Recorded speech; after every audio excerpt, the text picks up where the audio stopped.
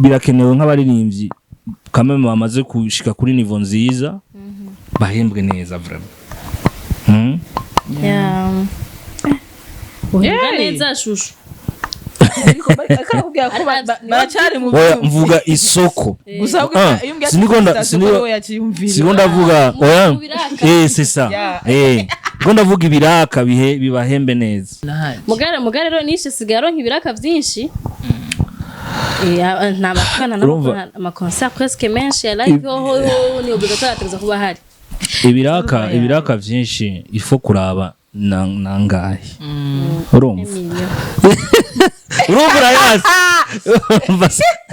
Wasi arayazi vraiment. Miliyoni umwe. Urumva deka tuyaharurira dukore karikire. Esther ayi Bujumbura ni bamuhaye visa ahubwo mbonere hakayo s'il vous plaît. Mbonere hakayo mvuga ibi bintu kuvyukuri sinzi ikintu bizosaba kugira ngo abaririmbyi babone visa zo kuza gukora akazi kabo hanze y'igihugu cy'u Burundi. C'est pas un crime quand même kuja gukora akazi kawe kuko akazi kabo karabibemerera. Okay, karabibemerera bategezwa gukorera ngaha mu Burundi no guperforminga hanze. Urikura twenga Jimbo nurakana keza. Oh,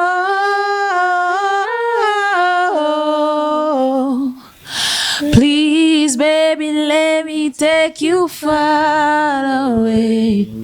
Oh,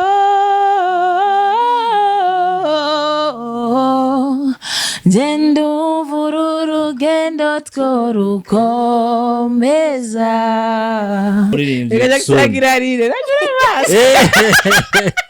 Feelings. Uri emotional. Je ntakigenda afite emotions nyinshi. Yawe rero kiragenda umuntu ari romantic. Nyinshi cyane ahubwo zirarenze.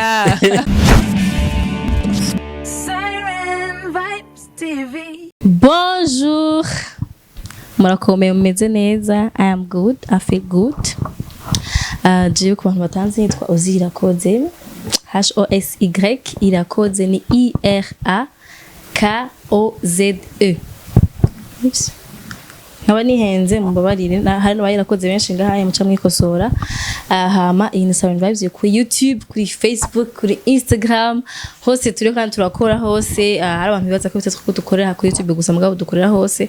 Donc mudukurikirane hose kugira ngo mushoye kuza muraronka ibidaciye ngaha bica kuri Facebook no kuri Instagram. Abayiravyo bishe n'ubwa mbere namwebwe yambi cyane. Karibu cyane kuri Sound Vibes.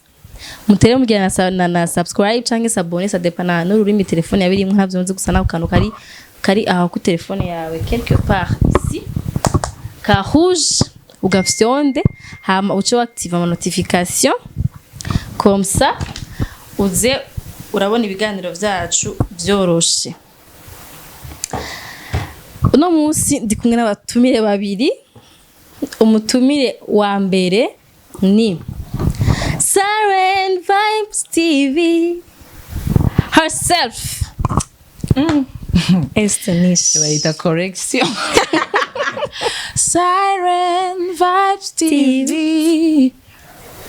Chanti zokongera kwa gari. Gira tumwe ugira neza. Ya ndabaramukije cyane nanje abakunzi ba Siren Vibes TV. Nari ndabakumbuye trop bya danje. Trop. Ni Umengo noba hobera. Yubahirambi. Kandi nkandi babona ko waje bateye makeup. Kuri ivyo birori. Antuka vraiment kuri ivyo birori ari gambere Esther Nish aje mu kiganiro yateye mu makeup. Sigura ko randa. Nije nahanda musiga creyo. Musigara gafundo. Ndamarama. Kuva jari ugure company ya makeup.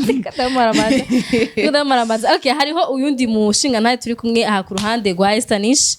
Basekunda baje hagati. Niyakiriye. Gira ukunda murabe. Yitwa Jackson akaba ari manager wa Esther Nish. Akaba arongoye Bookive Lab muramuyumva mu ndirimbo za Esther Nish nyinshi. uyu niwe ahagarariye ibikorwa vya Esther Nish niwe amuri mu mugongo amufata mu mugongo ariko bavuga afata mu nda ari mu mugongo bamubwira umubebe bafata mu mugongo nashaka d'abord nshime kuba mwadutumiye niwe bwa mbere nje kuri Siren mpora ndayikurikira kuri YouTube mukora akazi keza vraiment je vous encourage c'est mon plaisir vraiment d'être ici merci Jackson karibu cyane muri 7 vibes ni gambere dukoranye gana ni gambere nje muri 7 vibes turaguhaye ikaze cyane kandi j'espère ko n'ikindi gizogaruka kora ko umuntu yinjiye nga aca gumagaruka urabizi gumugara sosa haguma haguhamagara ego nkuko mazina nayavuze muga sinzi ko nayavuze sinzi ko ashaka kwibwira abantu mazina yawe musongo kuri biki usanga kuba hehe byo kwiyumva ko bashaka kuba mu buzima bwabo hari abantu bifuza kukumenya nawe reka namvane mu marori kugira abantu bambone neza kusanzwe amazina yanje yose nitwa Bacumi Jackson oya nico gituma nshizemo akantu ko kwensista kubera barakunda kunkosora cyane abantu benshi usanga bacambura ngo nibeshe ari nige muri document sanga banditse Bucumi deja mugabo ni Bacumi Jackson hamba muri Sweden mu Burundi naho nkunda kuhakorera ibintu bitandukanye harimo n'umuziki nibaza ko nko muri entertainment gayi Bujumbura abantu banzi nka DJ Jackson kuko niyo zina nkunda gukoresha rimwe mu kazi ko ngaha ka music no ku ma social media yanje nkunda gukoresha DJ Jackson yego sanzwe mu DJ narabikoze kera naragize kubikora bikanunga hama à un certain niveau ndafata decision yo kubihagarika mugabo comme izina ryari ryamaze gufata en fait hari ubuzi iyo bukoze usanga izina riragukurikira en fait titre donc naciye mvuga nta kibazo reka kigumire uko ariko no ndabikora pour moi colonel muri colonel c'est ça ambassadeur tout ça na mazina guma uko nzengonde atise gushika kaza uzobona uzozana kajya nyene ni mukatsi kandi twaneshimye none nimba ko ari bya bindi nyene donc agatitwe ni kanishi voilà kandi ndaguhamagara nishi byose birinjiramwo okay mwavyumvise Jenny irakoze nzokama ndirakoze imyaka impamvu nabatumiye ari babiri nuko nibaza ko amaze kumva abantu bakurikirana umuziki surtout amaze kumva ko hariho kenshi abarimvye ntibizira management hari abatabafise n'aba manager bakarondoga n'aba manager bashaka kubafasha bafise uburyo bashaka kubafasha kubata mugongo bikarangira swati abarimvye baratinya avuga ati jewe kanifashe jeje nyene nikorane hama nabona hari ahantu nigejeje nzofasha maybe kwemera ko dukorana n'undi muntu mbwa ari ahantu nigejeje ko bavuga ati baje kunyexploiter nta kintu bazomfasha ariko Esther Nish na Jackson imyaka yenge ngahe depuis 2019 itatu deja ni myinshi ko hari abahise marumba bamarana umwaka umwe 6 mois kandi bavanye mu nami bavana ku marezo sociaux bari micangano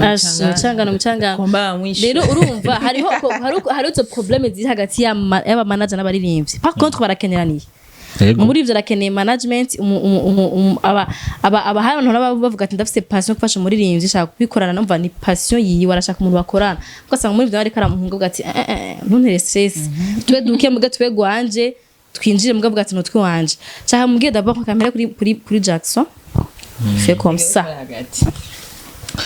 ingo wicare ngaha tujemo hagati ubona tumwara umwanya birangiye muvyemeye thank you undi haniho hiwanje Jackson ni waronde Nish yes wamuronde d'abord kwera iki ni je nabaye interested ndamurondera kubera hariho ama video yaramaze iminsi aposta y'ama cover inyuma zaho nyene Dalafule aca akorana na collab na Kidumu mugabo even imbere yaho naramukurikirana naramukurikirana kubera hari studio yakoreramo before yitwa Hope Talent abantu baho nari ndabazi n'abantu tugeze gukora n'utuntu du projet kera ingozi donc nari ndabazi et puis nca ndabona iriya potentiel yiwe yo kuvuza ama instruments tout ça vraiment ndabona izi nguvu z'isoko urumva izi nguvu z'uko ashobora kuba afise potentiel yo kudandaza nca ndamurondera cyane vraiment cyane vraiment ikintu Jesse ntinya kubivuga iyo when I choose an artist ndaba ijya potentiel yo kudandaza donc aragurika c'est ça aragurika arasosa turashobora gukora akazi urumva then ivyo umaze kubibona uco utangura kugira ama approche je rero ndaza kubishikira no wambaza ko ivyo vy'amatati kiyo muririmbyi mbera nkukuresha urumva kuri yaye abahugu batera imitoma ndabihebye urumva turagira periode y'ukuyaga like tukeshanja kubina biriya how you see life kuno ibintu wemera ivyo utemera donc turagira séance imeze nk'iya psychologie before imbere yuko dukora kandi ivyo bibera backstage nta nubwo abantu babimenye usanga ari ibintu turiko turayaga between us hama rero hagashika kuri etape yo gukora akazi yego Nish akikurondera ubwa mbere wiyumvise gute d'abord warukeneye management bon icyambere urabona iyo muri ariko arakora ari single donc ndabonye mukazi ari célibataire mugabo kuririmba hariho ikintu nka absence hariho ukundi kuba wumva ko mengo udafise nyene uri kurakora ariko ntabwo buruzura bon urabona ko yasanze narindiriye Hope Talent Shogate aho nakorera ry'amakava mugabo hari yindi donc novuga yindi ngazi kwa nashaka gushikako mugabo simbone exactement kuko Hope Talent yari nka family donc nta kini kwari gufashanya entre nous abagenzi mugabo nkumva yuko hari ndirimbe kenshi no wazikorera nkumva ko hari handi hantu nkeneye gushika genre ko naco nakora production hari na stage ushaka kurira udashaka rero nasanga ahubwo ndi concentré cyane na studio nkakora production gusa uko narakora witwa Robert niwe yakora ama mastering n'ibiki hama mugabo je ndavuga ati moi ntabwo ari passion yanje urumva so rero uyu nyene twarahuye ndamenye nyene numva ngo ndagira ubwoba gato navuga ati ibisubire bitutenare amarajere betu badagira kutuwe tukabaye arazi ko ari utuntu twivangamwe yonye yapere y'umuntu umugabo aragutelefone ngati eski harimo n'ubusayo bwinshi bisiriye kweri cyane ni ntuze ya mugabo nararyoye ukuntu d'abord ikiganiro cyabe twagiranye nawe turayaga afite imigambi myiza ku artiste na jewe gusa ahubwo ku artiste b'u Burundi kumva yuko ari fier no kumva yuko yofasha umuririmbyi akamudoza kuboko je rero yansanze nyene ewana nkifadika handi nyene yabaye nk'ucakiranya nyene cabiranya nyene bagati hapa sasa tunapanda so rero kubganje mbere ndanamushimira ndamushimira mu biganiro mugabo reka umuntu umushimira kiriho muri agihema natuze kuvyumva ari mumva kuko wavuze nyene ngo tumanye imyaka myinshi nukubera ko entre nous hariho combinaison kuko abantu ntabwo bashobora kurambana iyo bumva ko badakeneraniye mu buzima c'est parce que jewe narashimye ndapprécia ukuntu akorana n'aba musiciens peut-être na qu'apprécie ukuntu haba harimo ikintu bita confiance mu kazi tukakumenyerana mu kazi tukavuga ati nakandazi faiblesse yiwe nandazi faiblesse yanje tuduza ufite management ni nk'umugore n'umugabo kwa iyo utamenye aho umugore wawe ahengamiye ni partenariat bavyumva kundi ndavuga management utunywe so rero je vraiment twahuye kweli nanje ndi nko mu office yo bezo yo nyota okay entre vous ndazi ko mazigeme ko murakorana maze 3 ans déjà hari gihe bo wumva umengo maybe wari gutora undi mu atari Nish uravye ba artiste barenga mu Burundi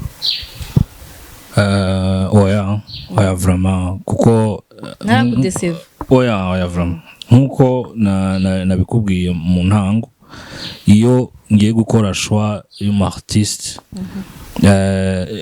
usanga twabanje imbere yo gukora vraiment turabanza tukayaga ibintu byinshi urumva ngo wari ufite projet déjà bien avant yuko umushima Nish wari ufite projet uzokora no muri rimvyi kuko Bukivu urabona turi ngaha muri game kuva kera burya turasaziye muri game turabakera burya Bukivu lab twatoye NIF muri api isigaye yitwa ADB muri juillet 2013 no kuvuga ngamu Burundi DJ Jackson nukuvuga dutangwe gukora twatangwe gukorana na Satb ngaha abantu benshi barabizi nukuvuga kandi ukuntu vyagenze na Esther niko vyagenze na Satb dutangura gukorana Satb twarayaga tukavugana ibintu byinshi kugira donc ubanze hariho iyi séance ya psychologie bikenewe kugira ngo mubanze mutegure mutahurane ni naho burya abantu bakunda kumbaza bigenda gute we ntushobane n'abaririmbyi mukorana twaramaze gusasa imatera yo gukorokeraho urumva on a déjà amorti le choc donc aho bitibukira harashashe neza nta muntu avunika kenshi jewe nk'ingorane nkunda kugira muri label ni ukubura amafinancement donc asanga nk'amahera yagabanutse yo gukora ibikorwa cenca ndamubwira umuririmbyi kute twagize ingorane meze ukuntu nta ibi byo kurenjecta muri business tubigenze gute nawe nakaguterera ivyumvire rega ufite umuririmbyi sukumufata nk'umuntu ngo ni manager ngo zana kuma kuboko tuge no uramushiramo muri kwamwizera nawe ko c'est ça ukumva ivyumviro vyiwe hari gabwe ati kute manager tugira uku tubanze turindire umwanya ungana uko amadusure twataka ngasanga ni muri ko mu partage ivyumviro nta ngorane musura kugira ni nazo kujaye umva ufite communication usanga ari iri kirabafasha nka kujya nene ku mugabo n'umugore iyo burya babuze nka communication ibintu bica vyononekara cyane bon nuko dukora vraiment Nish uko bien niko bien uko bien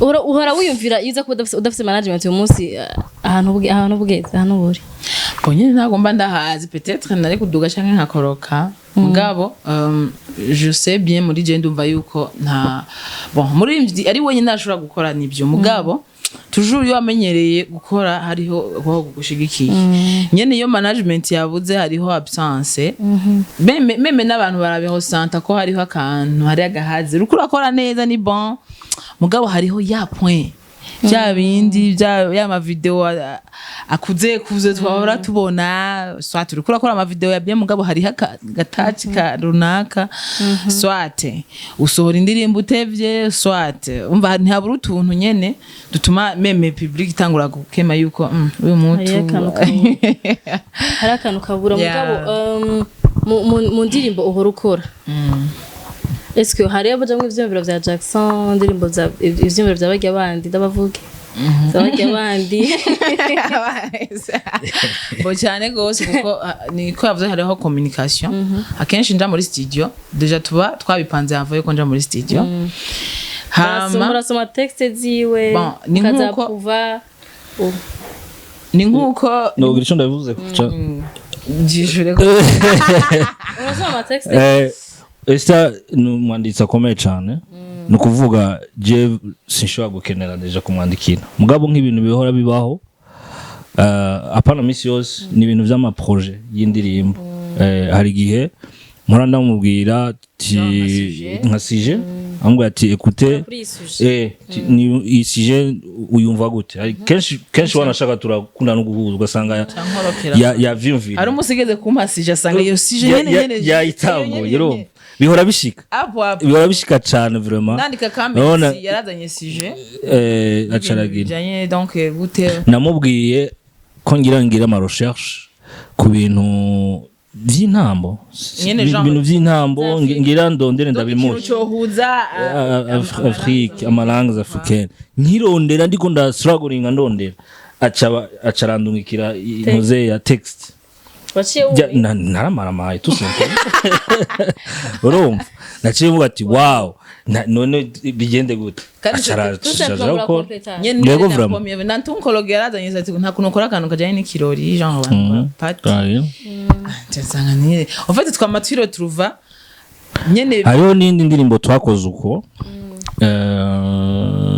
bituming mengi ya bituming ya towe ijasije edari hari n'undi muri inzu nayo hayara yang ese ndayimubwiye ku mugoroba wakurikiye yari yandungikiye ijya sample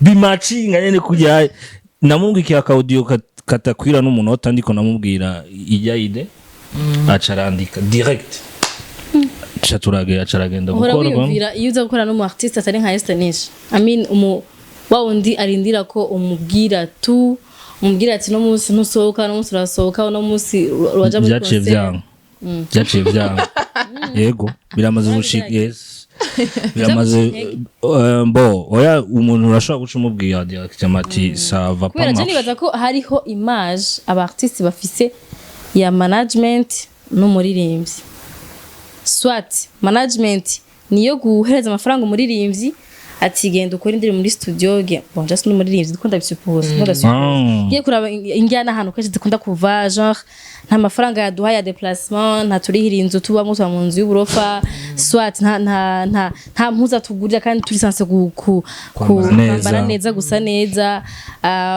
wewe n'ugukora show amafaranga muzane hambwa ndabahati mwe mutware 30% 20% y'amafaranga yava muri show ibindi byose kabaro bimenye still no kundirimbo we sohora indirimbo je shaka indirimbo zitatu ndazi management shaka kwenda kuri indirimbo franga yanyu ntiyabiho suivi genre wakoze indirimbo donc nta kuganira nta famille shaka tubwire igicapo cha management n'umuririmbyi kimeze gute normal bon nuko mbona isanye ndiko ndamutwara ijambo cyane kuvuga menshi kubisanzwe management zigenda zinahinduka cyane bivanye n'umuririmbyi kuko buriya twese dufite ukuntu tubikora ukwacu mugabo jewe nko muri periode nakubwiye yo kubanza kugira mba ndiko ndadetecta amatara y'umuririmbyi menyamwe ibintu byinshi kuko urashobora kumenya nk'ubu je ndazi ko ari umuririmbyi dushobora kuzokorana sindamwemerere ko yandika kubera amaze kubona ko azi kuririmba mugatazi kwandika mu ico gihe tuzorondera undi muntu amwandikira kandi nibaza ko azovyemera uko we kuba turiko turarondera n'amafaranga no kuvuga pour moi kugira ngo management function neza utegerezwa guha une touche de liberté umuririmbyi kugira expressing impano yiwe kirazira kumwinjirira mu kazi cyane kuko abartiste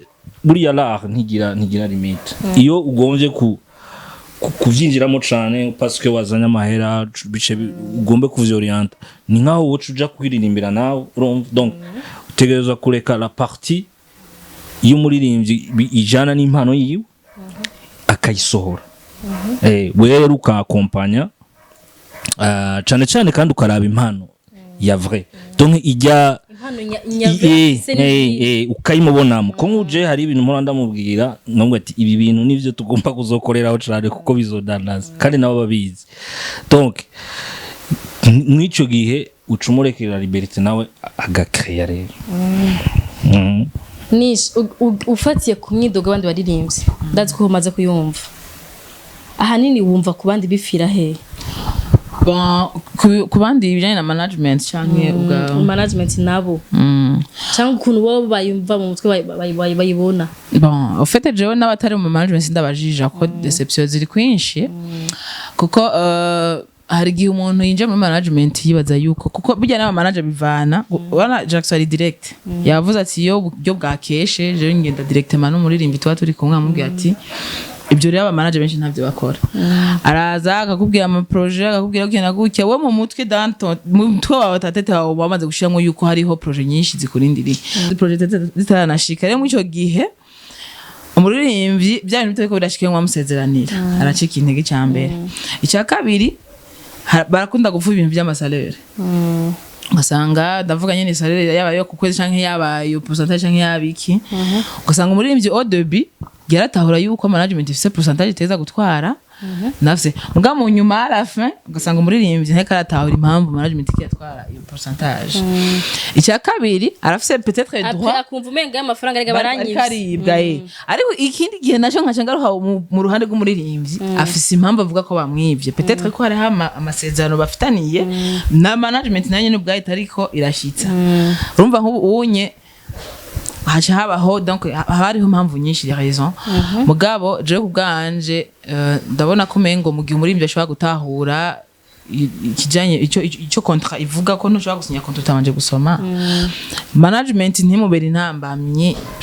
nta kabuza adashobora kurambana kuko benshi baravuga ko hari abana babonegeze kubona bidoga ngo umuririmbyi wacu ntabwo akeneye gusinya ngo contrat ngo iridira ngo umwanya muremure ngo akeneye kuguma kuri simu ngo kubera iki umva ko mengo ni kibazo kuri management bagati to spending ya ko bagati to spending beaucoup work tuba dukeneye umuntu tuzofasha nk'imyaka 2 cyangwa ingahe peut-être kwa budgetije umva muri do 6 mois bigasha bibaderanja geranje ngaho mu mwanya ngo umuririmbyi nawe hariho kantu ka confiance katakabutse gatoya ya kuko hari gihe usanga swate management baye ikibazo cyangwa umuririmbyi akaba ikibazo kuri management rero si kenshi bakunda kuba amahirwe y'umuririmbyi ahuza na management bapfuye pesa mbongo pesa shida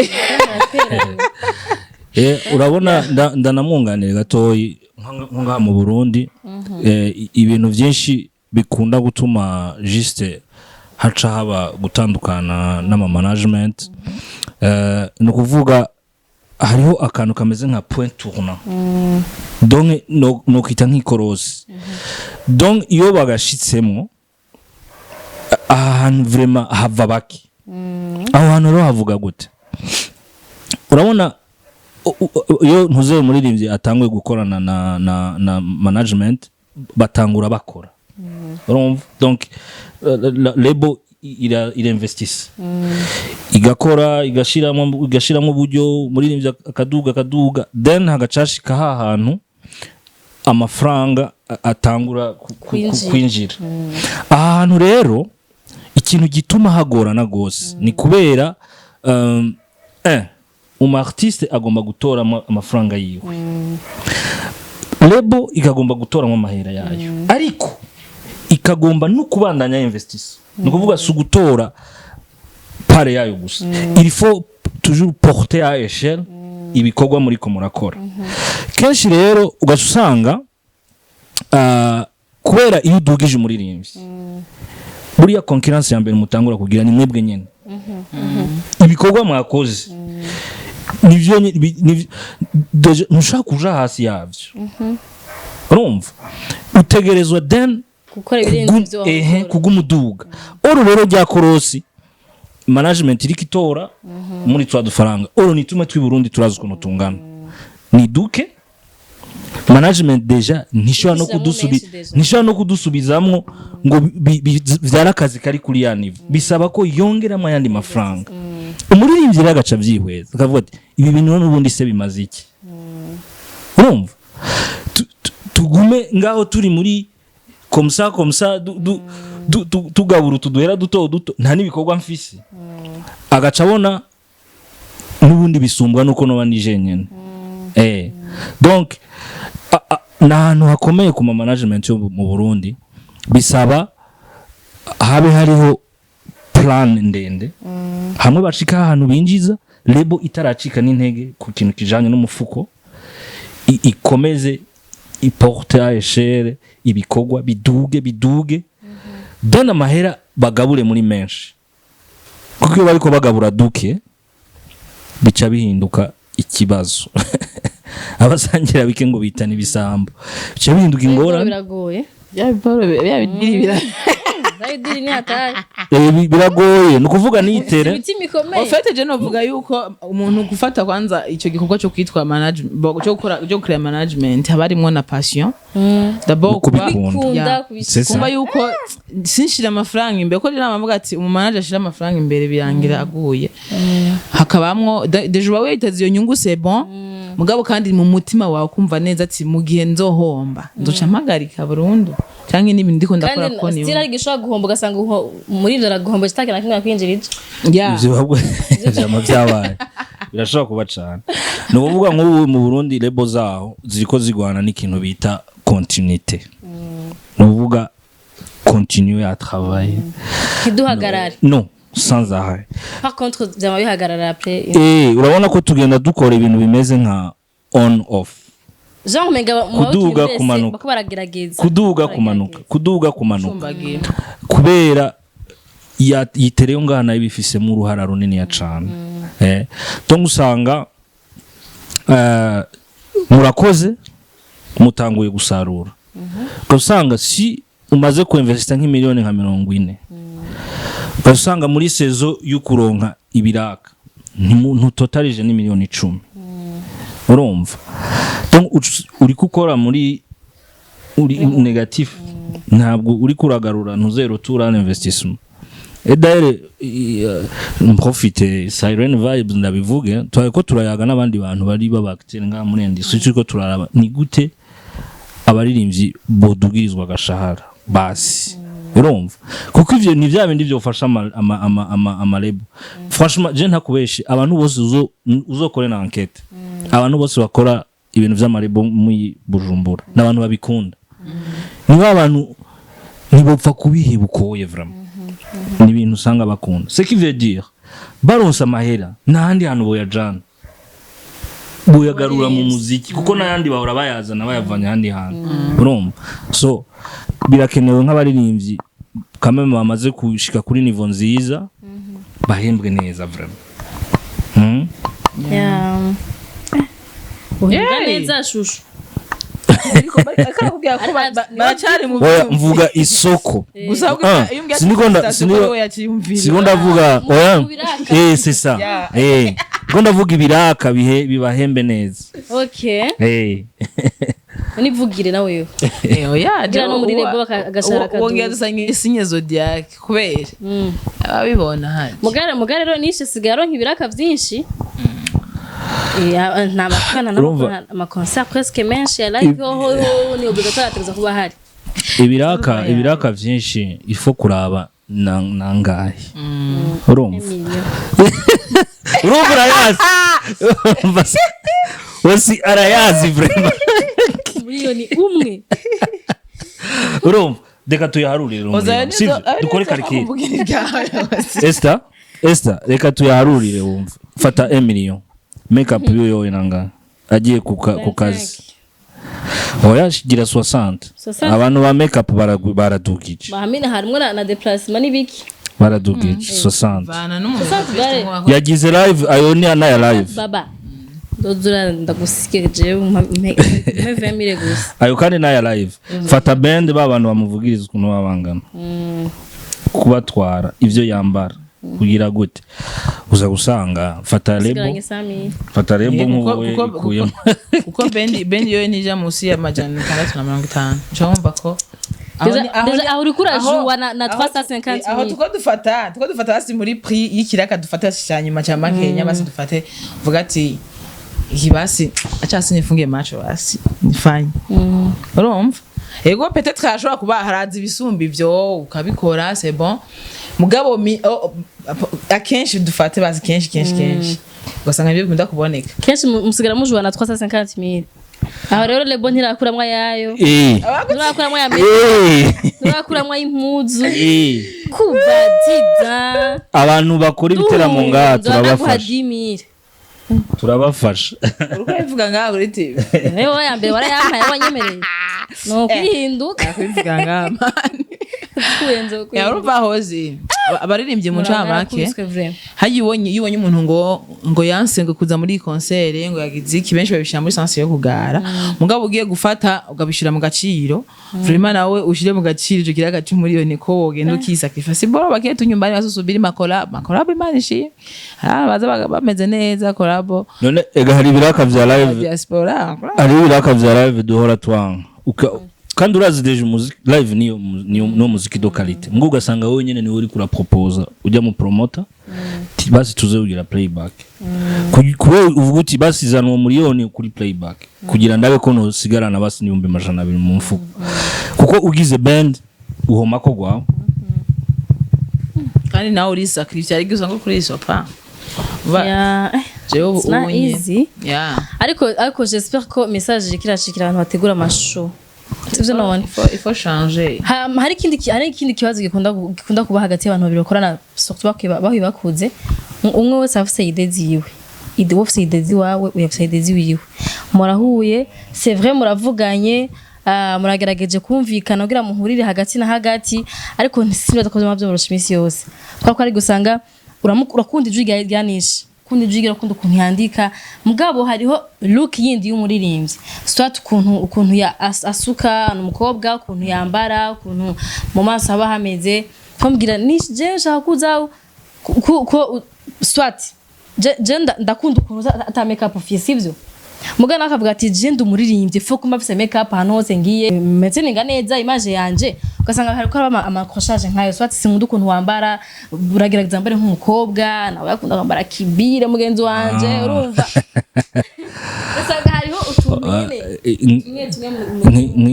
n'ivyo usanga twabikemuye au début icarimwe wanashaka kuko nk'ubu dukora inama ya stratégie de communication donc ukuntu dushaka image y'umuririmbyi ukuntu dushaka kurungika hanze ukuntu imeze amateme yose ukuntu tuvyiyumvira abarimo mu yo nama tumwe turabidesida avant wenyene agatanga ivyumviro na twebwe n'abandi ba manager tugatanga ivyumviro ucu usanga tugiye mu kazi biba biri set ufite kandi kwico kubera ko umuririmbyi bivanye na image wowe ukeneye kulansa nk'ubunye ushaka gusanga mu buzima busanzwe jewe fise ishusho yanje mu buzima busanzwe nyene kandi ushaka kugumana hakabaho n'ishusho y'akazi rero mu ico gihe par exemple ndiko ndilansa nk'umuririmbyi wa tradition noneho ko nca ndarana amayugi ku gitanda canke ngo ngiye nigire kwinywera akavinyu ngo ngenda nambaye umuringa mu mutwe no mu ico gihe ni jewe rero namiye na mukatiye yangu peut-être n'abantu banje hama mwe manyakazi naho babandi bandindiriye hari anye ndarondera ya mpuzu y'ingwe nkarondera bya bintu bikenewe tout ce qu'il fallait nkashiraho make up kubera ko ndi mu kazi rero ni nk'umusirikare ntushobora kuguma ngo teni ngugiye ngo kugira ubugeni no mu iteni no bagira ubugeni niziba zisa nizo bahora bambara yanuze niziba zisa nazijya bambaye rero niyo mobile baba bayifise urumva rero mu ico gihe hariho ni image zibiri ko ugiye kubiraba meme sije gusa ni kubariri hariho Esther Nish na Esther Nish voilà rero nk'icyo gihe uyu ategeza ku donc arabizi noneho arajongra kuko jewe yaje harigeza kumwe nka proposition nanje nkumva ko nokunganira kuki kintu numva nkeneye ko no munsi photoshoot iza kuba turi nambaye robe imeze ukuntu kuburyo no none ugira ngo mva muri nambaye ya robe nyene kwa kubire kwanje nyine ndigendera then nkakora icyanjanye parce que ndi mu kazi hama hakabona preference rero y'ivyo nanje mba nakuze numva yuko nkunda nashobora kumva yuko cyangwa atacho vyoko none nigumiye uko canke nkahindura ça dépend. Okay, mu guheza shaka kubariza aba peuple nundi nakundabariza kuva kare hose mugabo hani nakumbariza bwamera kumbariza abaririmbyi n'ama manager bumvireho bumve comment communiquer, comment travailler ensemble kugira ngo kuduza industry y'umuziki wundi parce que turakeneye ko industry y'umuziki wundi duga impamvu twadushaka turondera ama solution ashoboka uburengera mbayiza abanyagihugu Nish twari dufise twabonye afisha kuja gukora concert muri Sweden ni muri Sweden muri septembre ariko ni septembre ariko tugeze muri octobre zagenze gute zarapfuye zarahaye bari bubeshi baraduhenze rero manager nari hana cishure ndio come from Sweden kuko abantu baje baratse twakiri muri ivyo wacu zagenze gute oya ufite ukuntu zagenze first of all ntibamuhaye visa ayi Bujumbura ntibamuhaye visa ahubwo mbonere hakayo s'il vous plaît mbonere hakayo mvuga ibi bintu kuvyukuri sinzi ikintu bizosaba kugira ngo abaririmbyi babone visa zo kuza gukora akazi kabo hanze y'igihugu cy'u Burundi. C'est pas un crime quand même kuja gukora akazi kawe kuko akazi kabo karabibemerera. Okay, karabibemerera bategezwa gukorera ngaha mu Burundi no guperforminga hanze. Je ne comprends pas igituma umuririmbyi ashobora gusaba visa afise ubutumire bwo kuja gukora igikorwa mugaba bakamwima visa. Bufuma basaba bari aba organisateur timuze mu muturungikira garuke. Kandi barashobora kubikora. Je suis sûr ko barashobora kubikora. Donc akogowe karagaciyemo kuko ntibitunezera vraiment abantu dukora muri industry. Tuba dukeneye ko abaririmbyi bagenda quand même bagakorera no hanze. Byovamo akarusho. Ijya rero festival vyagenze gute? Amaze kubura visa, les organisateurs bari bamaze no kwanira festival. Bari bamaze kwanira festival kandi bayaniye ku munota wa nyuma kubera ko en tête d'affiche bari bafise umuririmbyi kazitwa Yemi Alade wo muri Nigeria.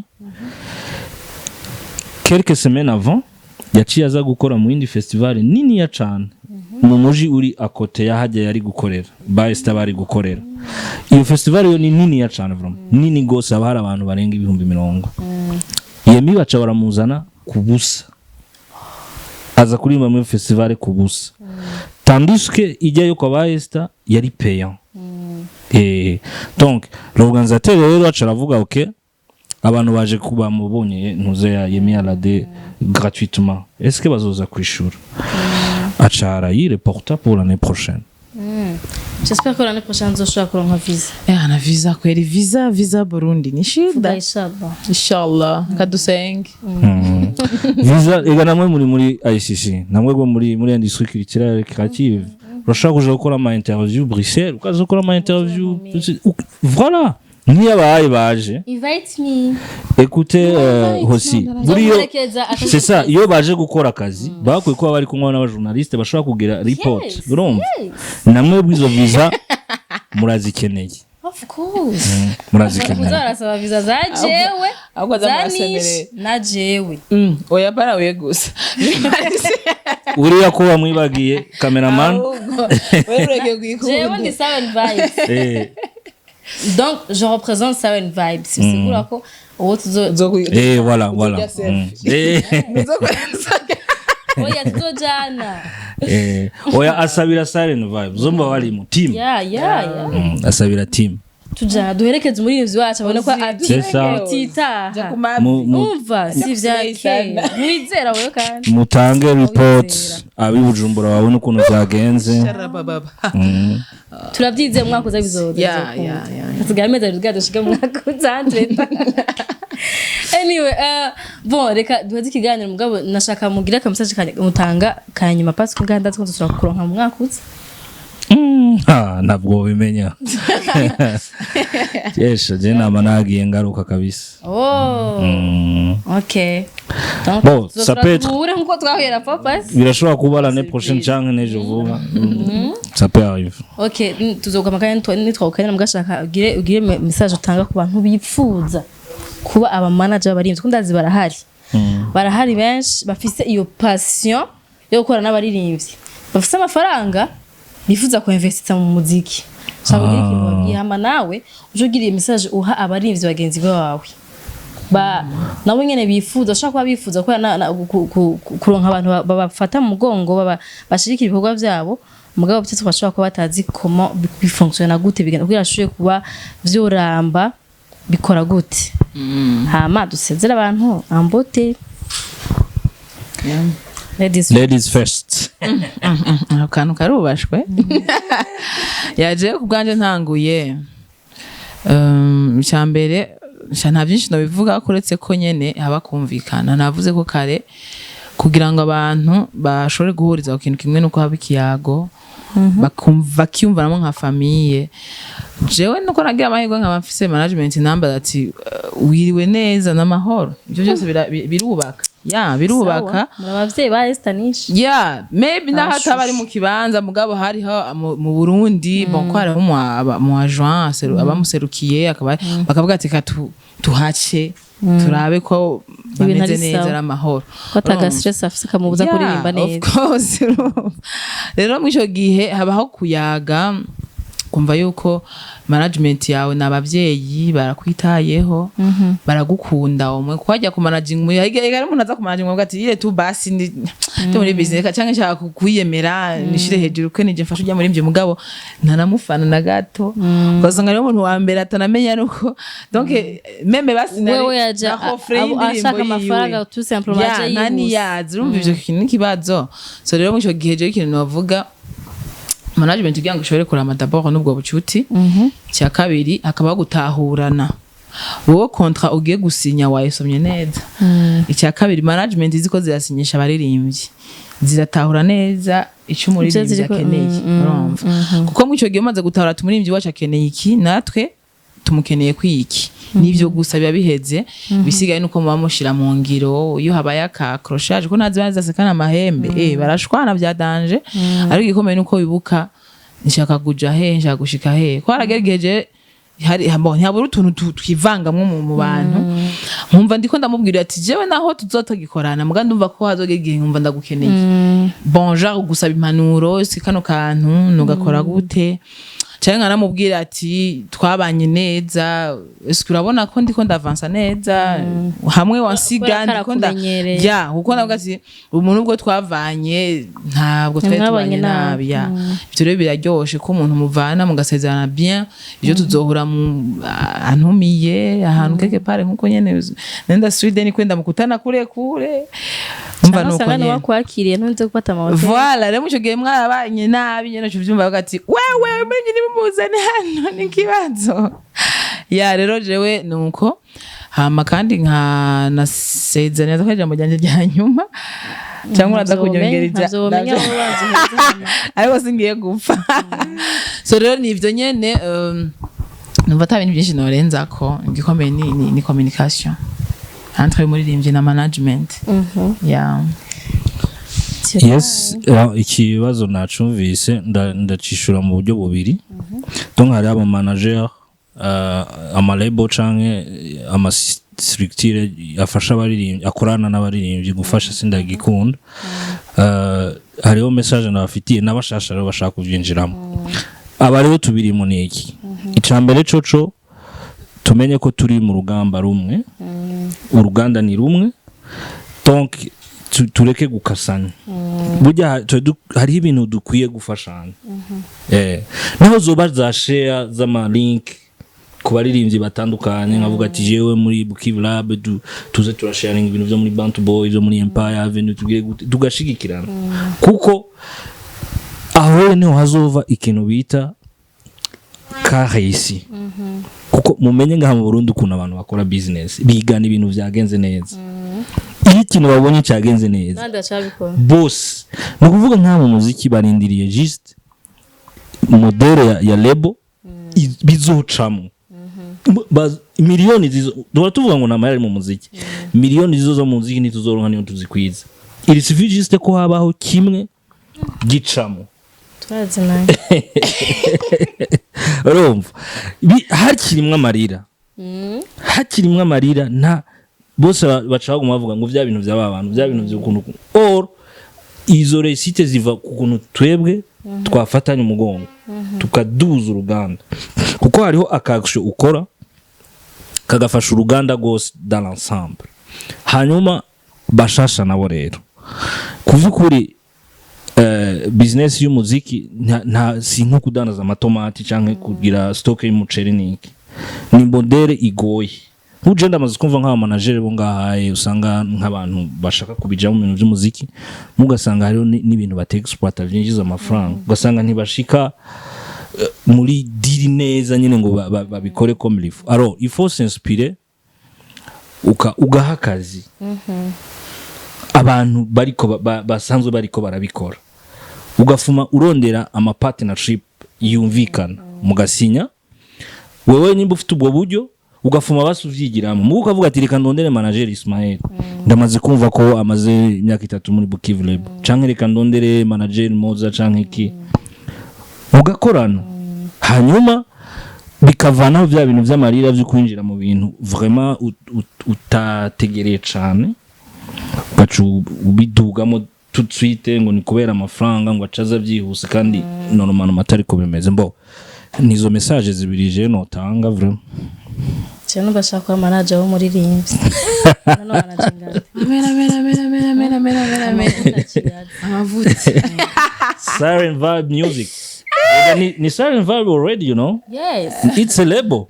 yeah Irashaka kuba label nziza. Osi. Ndavyumvira. I swear, irashaka kuba label nziza. nangajingo gakati None promo yabibera ngaha kandi it can work. It can work.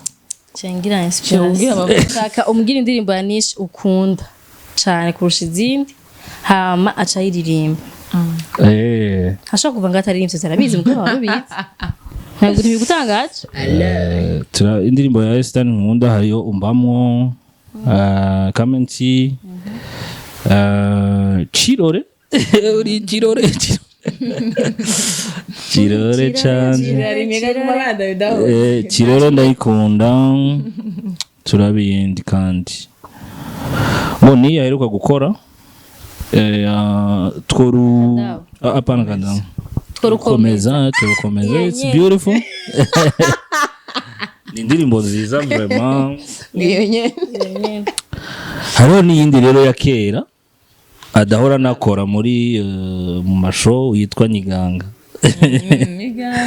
Niganga nta ayiririmba gake cyane na warandoze zose zogendera hariho iriya ni waradekonye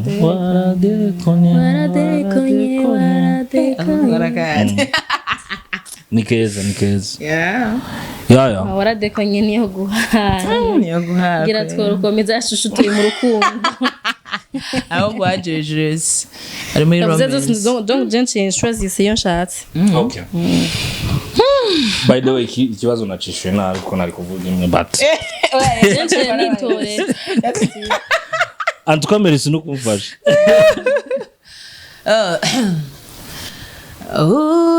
Uruindoto zanje nahoze ndotakera urubona hoze mvuga twoyaga tugahuza niweje mu maso hawe ndakubona nk'urukundo esi urikura twenga jimbonura kana keza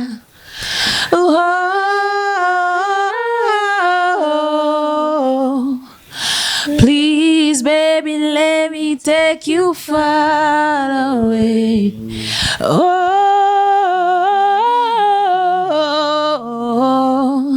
Jendo vururu gendo tworukomeza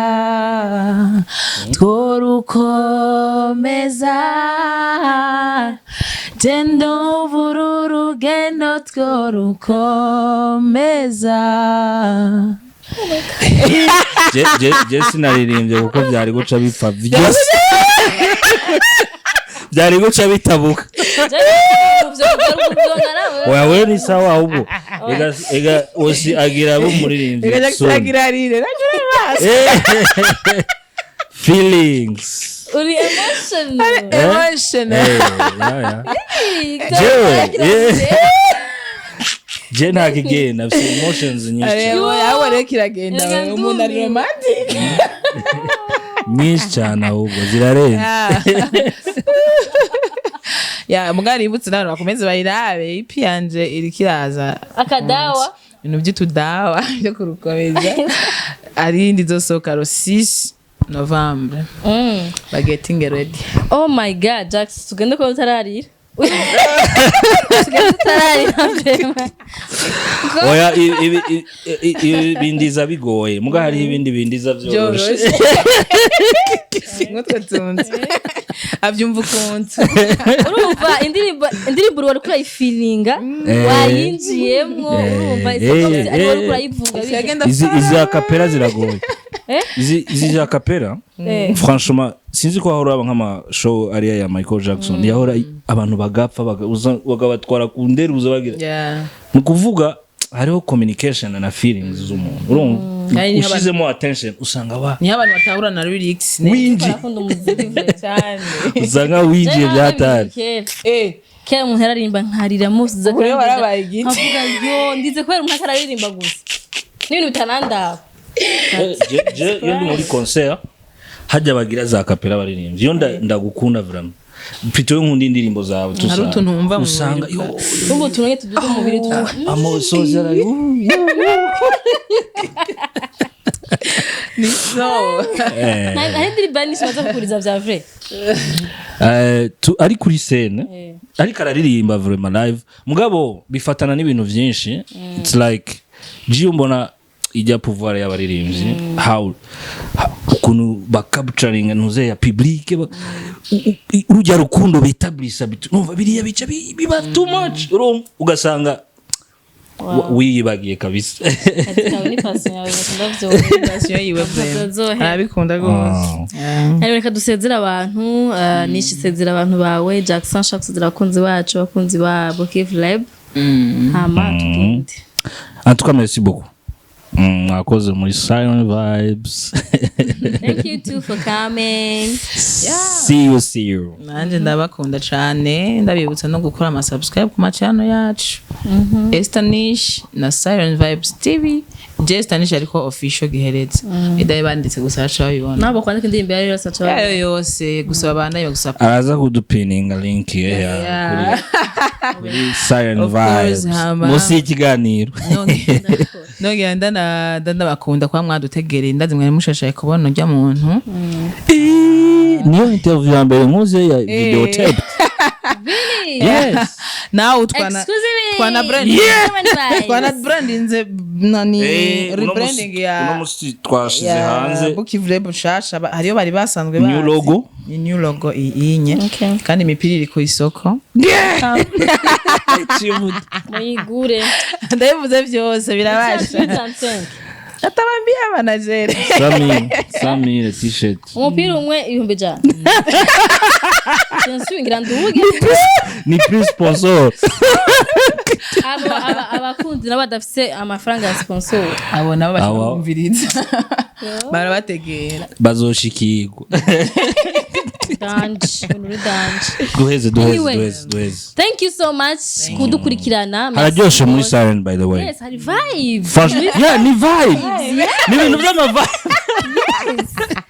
I swear, it's all about a vibe, you know. Yeah, ifuku banga umbo kumeze. Yeah, it's beautiful. It's beautiful. Ni mapari ko vibe. Now ndabiganiro byawe kuri noze mugabo mimi. Urukura bi feeling. Yes, now I'm living it. Ndimgo nyene. Hari Holy Spirit hano hano. Nta mpemu mbizi hari. No. Nakayaga keza. Nakayaga ko kwitanganyika. Ngaho rero. Reka tubasezere gose. Turabakunda cyane, mushikira kudukunda namwebwe ko turafise ku mutima. Mushikire Esther Nish, mushikire kuko bya Bokif Lab, mushikire ibikorwa bya Burundi en general. Hama, see you next time. Ngigana kizobagikurikira. Peace.